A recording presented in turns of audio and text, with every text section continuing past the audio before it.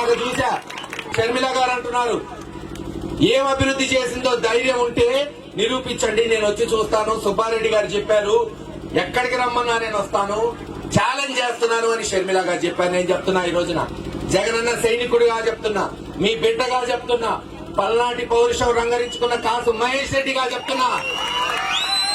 షర్మిల గారు టైం నువ్వు చెప్పు, ప్రజలతో నువ్వు చెప్పు, తేదీ నువ్వు చెప్పు, ఏ టైంకి వస్తావో చెప్పు.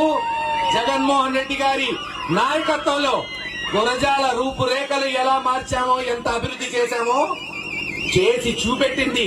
ఖచ్చితంగా నీకు చూపెట్టి మన్నన పొంది జగన్మోహన్ రెడ్డి జై అనిపించేటట్టు చేస్తామని తెలియజేసుకుంటున్నాం. ఇలా ప్రతి విషయంలో కూడా ఈ రోజున మనం పోరాడుతూ ముందుకు పోతున్నాం. తప్పకుండా ఇక్కడున్న ఆడపడుచులకి మళ్ళీ చెప్తున్నా, మాట నిలబెట్టుకున్నాడు ఈ రోజు జగన్మోహన్ రెడ్డి గారు. మీకు మాట ఇచ్చిన ప్రకారం డ్వాక్రా రుణమాఫీ చేసి వడ్డీతో సహా మీ రుణాన్ని చెల్లించి ముందుకు వస్తున్నాడు. 2 నెలల్లో ఎన్నికలున్నాయి.